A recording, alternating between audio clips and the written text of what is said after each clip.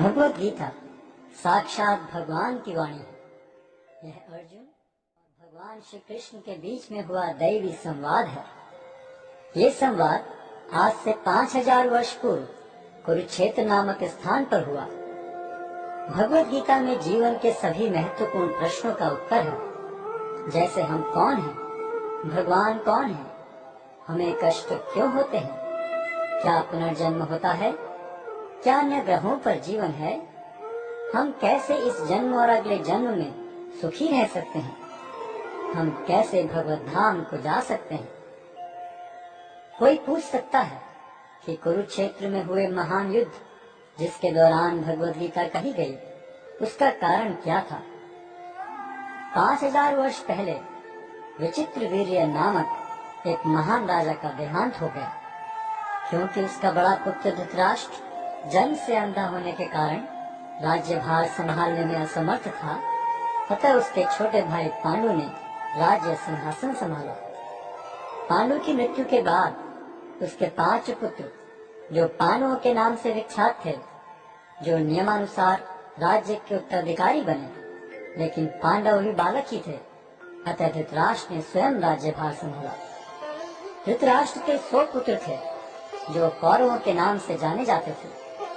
जब पांडव बड़े होकर राज्य संभालने लायक हुए, तो वे संपूर्ण राज्य नहीं लेना चाहते थे, हालांकि वह उनका नियम संगत अधिकार था। वे राज्य को अपने चचेरे भाइयों के साथ बांटना चाहते थे, और इस प्रकार राज्य को पांडवों और कौरवों के बीच बांट दिया गया। लेकिन कौरवों में ज्येष्ठ दुर्योधन अपने भाग से संतुष्ट न था। वो संपूर्ण राज्य को स्वयं ही भोगना चाहता था। उसने पांडवों को मारने के लिए कई षड्यंत्र रचे, लेकिन वह असफल रहा। फिर उसने नियम के विरुद्ध संपूर्ण राज्य को हड़प लिया और पांडवों को राज्य से निष्कासित कर दिया। पांडवों ने फिर 5 गांव की मांग की। दुर्योधन ने उत्तर दिया, 5 गांव तो दूर, वो सुई की नोक के बराबर भी जमीन नहीं दे सकता। भगवान श्री कृष्ण ने जमीन के इस झगड़े को शांतिपूर्ण एवं अहिंसात्मक तरीके से सुलझाने का प्रस्ताव रखा, लेकिन दुर्योधन ने यह प्रस्ताव को अस्वीकार करते हुए पांडवों के प्रति युद्ध की घोषणा कर दी, और इस प्रकार महाभारत का महान युद्ध अवश्य भारी हो गया। युद्ध की तैयारी में अर्जुन और दुर्योधन दोनों ही भगवान श्री कृष्ण के पास सहायता मांगने गए। भगवान श्री कृष्ण उनकी मदद मांगने को आए किसी भी व्यक्ति को नहीं ठुकराते थे, चाहे वह सज्जन हो या दुर्जन। भगवान श्री कृष्ण ने अपनी संपूर्ण सेना को एक और तथा स्वयं को मार्गदर्शक के रूप में दूसरी ओर देने का प्रस्ताव रखा। दुर्योधन ने भगवान श्री कृष्ण की सेना को चुना, जबकि अर्जुन भगवान को मार्गदर्शक के रूप में प्राप्त करने को उत्सुक था। इस प्रकार भगवान श्री कृष्ण अर्जुन के मार्गदर्शक तथा सारथी बने। युद्ध स्थल में अर्जुन एक दुविधा में पड़ गया कि वह अपने अधिकारों के लिए लड़े, जिसके लिए आवश्यक था अपने ही स्वजनों का वध, या युद्ध भूमि से पलायन कर दुष्ट दुर्योधन को राज्य पर शासन करने दे। अर्जुन अपने को इस दुविधा से बाहर निकालने में असमर्थ पाकर भगवान श्री कृष्ण की शरण लेता है। शरणागत आए अपने मित्र एवं भक्त अर्जुन को भगवान श्री कृष्ण भगवद गीता के दिव्य उपदेश द्वारा इस दुविधा से उबारते हैं, और श्रीमद् भगवद गीता के माध्यम से अर्जुन के ही समान अपनी शरण में आए सभी भक्तों का गीता महात्म्य के अनुसार भगवद गीता दिव्य साहित्य है, जिसको ध्यान पूर्वक पढ़ना चाहिए। गीता शास्त्रमिदं पुण्यम यह पठेत प्रयतः पुमान्। यदि कोई भगवद गीता के उपदेशों का पालन करे, तो वह जीवन के दुखों तथा चिंताओं से मुक्त हो सकता है। भय शोकादि वर्जितः, वह इस जीवन में सारे भय से मुक्त हो जाएगा और उसका अगला जीवन आध्यात्मिक होगा। गीताध्ययनशीलस्य प्राणायाम परस्य च नैव सन्ति ही पापानि पूर्व जन्म कृतानि च। यदि कोई भगवद गीता को निष्ठा तथा गंभीरता के साथ पढ़ता है, तो भगवान की कृपा से उसके सारे पूर्व दुष्कर्मों के फलों का उस पर कोई प्रभाव नहीं पड़ता।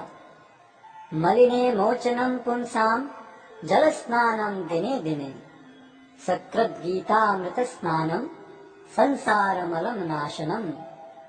मनुष्य जल में स्नान करके नित्य अपने को स्वच्छ कर सकता है, लेकिन यदि कोई भगवद गीता रूपी पवित्र गंगा जल में एक बार भी स्नान कर ले तो वह भव सागर की मलिनता से सदा सदा के लिए मुक्त हो जाता है। गीता सुगीता कर्तव्या किमन्ये शास्त्र विस्तरैः, या स्वयं पद्मनाभस्य मुख पद्मादिनिस्सता। चूंकि भगवद गीता भगवान के मुख से निकली है, अतएव किसी को अन्य वैदिक साहित्य पढ़ने की आवश्यकता नहीं रहती। उसे केवल भगवद गीता का ही ध्यान पूर्वक तथा मनोयोग से श्रवण तथा पठन करना चाहिए। वर्तमान युग में लोग सांसारिक कार्यों में इतने व्यस्त हैं कि उनके लिए समस्त वैदिक साहित्य का अध्ययन कर पाना संभव नहीं रह गया है, परंतु इसकी आवश्यकता भी नहीं है।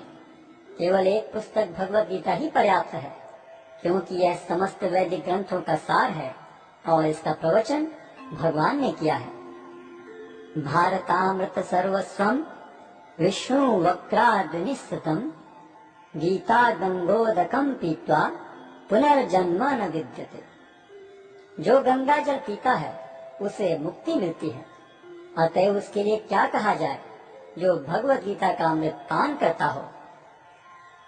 सर्वोपनिषदो गावो दोग्धा गोपाल नंदनः, पार्थो वत्सः सुधीर भोक्ता, दुग्धम गीतामृतम महत्। यह गीतोपनिषद भगवद गीता, जो समस्त उपनिषदों का सार है, गाय के तुल्य है और ग्वाल बाल के रूप में विख्यात भगवान कृष्ण इस गाय को दुह रहे हैं। अर्जुन बछड़े के समान है और सारे विद्वान तथा शुद्ध भक्त भगवद गीता के अमृतमय दूध का पान करने वाले हैं। एकम शास्त्रम देवकी पुत्र गीतम, एको देवो देवकी पुत्र एव, एको मंत्रस्य तस्य नामानि यानि, कर्माप्येकम तस्य देवस्य सेवा। आज के युग में लोग एक शास्त्र, एक ईश्वर, एक धर्म तथा एक व्यक्ति के लिए अत्यंत उत्सुक हैं। अतएव एकम शास्त्रम देवकी पुत्र गीतम, केवल एक शास्त्र भगवद गीता हो जो सारे विश्व के लिए हो। एको देवो देवकी पुत्र एव, सारे विश्व के लिए एक ईश्वर हो श्री कृष्ण। एको मंत्रस्य तस्य नामानि यानि, और एक मंत्र एक प्रार्थना हो उनके नाम का कीर्तन। हरे कृष्ण कृष्ण कृष्ण हरे हरे, हरे राम राम राम हरे हरे। कर्माप्येकम तस्य देवस्य सेवा, और केवल एक ही कार्य हो, भगवान की सेवा।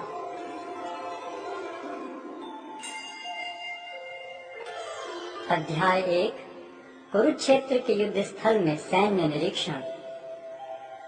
धृतराष्ट्र ने कहा, हे संजय, धर्म भूमि कुरुक्षेत्र में युद्ध की इच्छा से एकत्र हुए मेरे तथा पांडु के पुत्रों ने क्या किया? संजय ने कहा, हे राजन, पांडु पुत्रों द्वारा सेना की व्यूह देखकर राजा दुर्योधन अपने गुरु के पास गया और उसने ये शब्द कहे, हे आचार्य, पांडु पुत्रों की विशाल सेना को देखें, जिसे आपके बुद्धिमान शिष्य द्रुपद के पुत्र ने इतने कौशल से व्यवस्थित किया है। इस सेना में भीम तथा अर्जुन के समान युद्ध करने वाले अनेक वीर धनुर्धर हैं, यथा महारथी युयुधान, विराट तथा द्रुपद। इनके साथ ही धृष्टकेतु, चेकितान, काशीराज, पुरुजित, कुंतीभोज तथा शैब्य जैसे महान शक्तिशाली योद्धा भी हैं। पराक्रमी युधामन्यु, अत्यंत शक्तिशाली उत्तमौजा, सुभद्रा का पुत्र तथा द्रौपदी के पुत्र, ये सभी महारथी हैं। किंतु हे ब्राह्मण श्रेष्ठ, आपकी सूचना के लिए मैं अपनी सेना के उन नायकों के विषय में बताना चाहूँगा जो मेरी सेना को संचालित करने में विशेष रूप से निपुण हैं। मेरी सेना में स्वयं आप, भीष्म, कर्ण, कृपाचार्य, अश्वत्थामा, विकर्ण तथा सोमदत्त का पुत्र भूरिश्रवा आदि हैं, जो युद्ध में सदैव विजयी रहे हैं। ऐसे अनेक वीर भी हैं जो मेरे लिए अपना जीवन त्याग करने के लिए उद्यत हैं। वे विविध प्रकार के हथियारों से सुसज्जित हैं और युद्ध विद्या में निपुण हैं। हमारी शक्ति अपरिमेय है और हम सब पितामह द्वारा भली भांति संरक्षित हैं, जबकि पांडवों की शक्ति भीम द्वारा भली भांति संरक्षित होकर भी सीमित है। अतः सैन्य व्यूह में अपने अपने मोर्चों पर खड़े रहकर आप सभी भीष्म पितामह को पूरी सहायता दें। तब कुरुवंश के वयोवृद्ध परम प्रतापी एवं वृद्ध पितामह ने सिंह गर्जन की सी ध्वनि करने वाले अपने शंख को उच्च स्वर में बजाया, जिससे दुर्योधन को हर्ष हुआ। तत्पश्चात शंख, नगाड़े, बिगुल, तुरही तथा सिंह सहसा एक साथ बज उठे। वह संवेद स्वर अत्यंत कोलाहलपूर्ण था। दूसरी ओर से श्वेत घोड़ों द्वारा खींचे जाने वाले विशाल रथ पर आसीन कृष्ण तथा अर्जुन ने अपने अपने दिव्य शंख बजाए। भगवान कृष्ण ने अपना पांचजन्य शंख बजाया, अर्जुन ने देवदत्त शंख तथा अति भौजी एवं अति मानवीय कार्य करने वाले भीम ने पौंड्र नामक भयंकर शंख बजाया।